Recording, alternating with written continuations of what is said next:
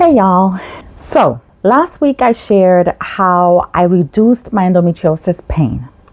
But what hit harder than the pain was the infertility jealousy I didn't see coming. If you're over 35 and fighting PCOS and/or endometriosis, this one hits different. So grab your coffee, tea or water, and let's get started. Let me take you back to the moment I realized I was dealing with infertility jealousy and infertility grief at the very same time. I was at a family gathering, one of those where everyone's asking, when are you having kids? And my cousin, who's younger than me, announced that she was pregnant with her second child. And y'all, I smiled, I hugged her, I said congratulations. But inside, I wanted to cry. I felt this wave of jealousy that I didn't even know I was capable of feeling. Here I am, over 35, dealing with PCOS and endometriosis, doing everything right, changing my diet, taking supplements, going through the medicated cycles and doing everything that I could, and she gets pregnant again without even trying. And then the guilt hit me immediately. What kind of person feels jealous for their own family? What kind of person can't be happy for someone else? But here's what I've learned about infertility emotions. If you're feeling this way, you're not a bad person. You're a human being dealing with grief, and nobody prepares you for this part of the infertility journey.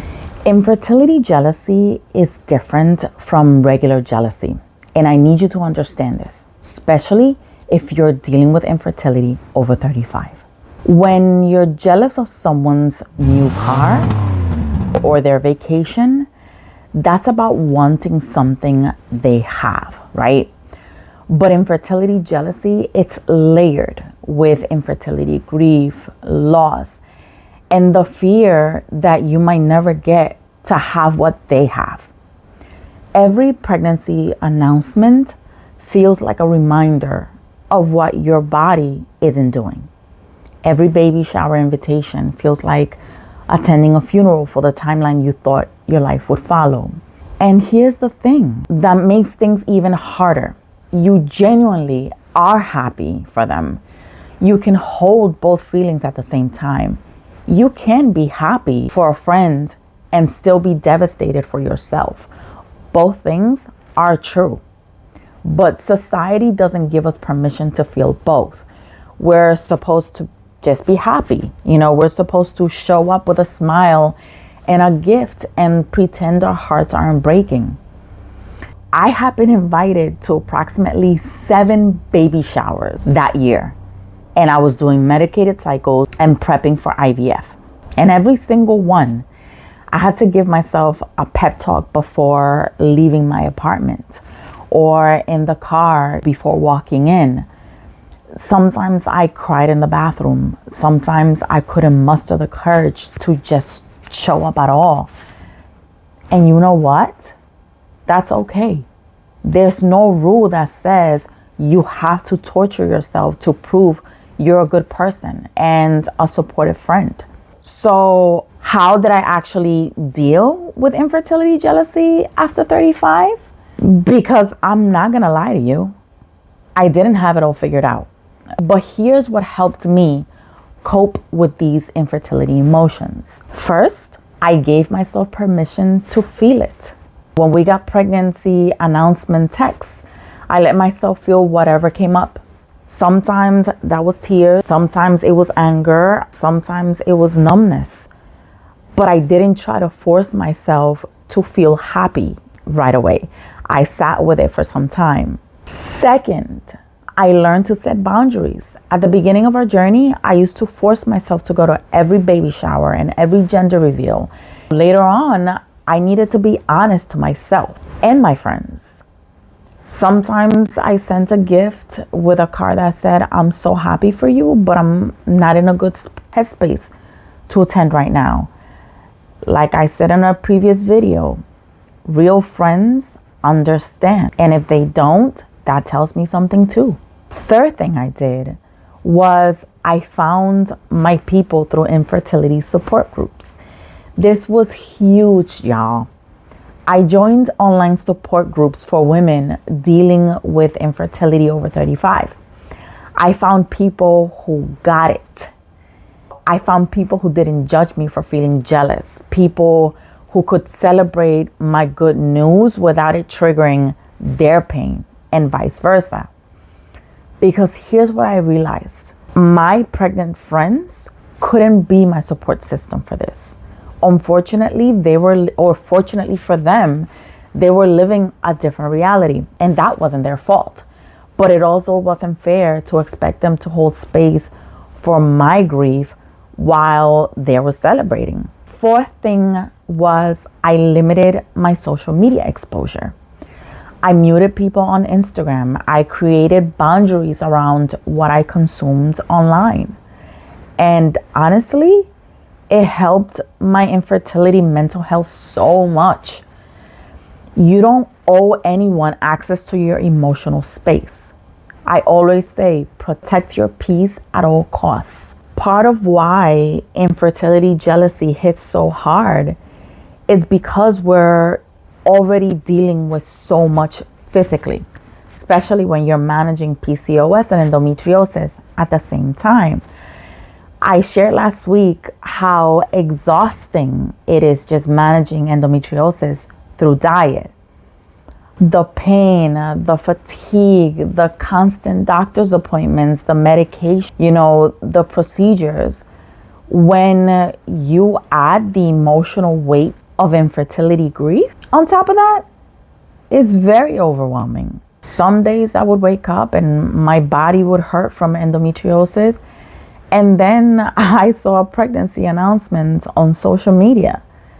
And suddenly I'm dealing with physical pain and emotional pain. And I'm supposed to just function, go to work, smile, and act like normal, like everything's okay. It's a lot. And if you're feeling like it's too much, I want you to know it is a lot. You're not being dramatic. You're not being weak. You're dealing with a legitimate grief that deserves to be acknowledged.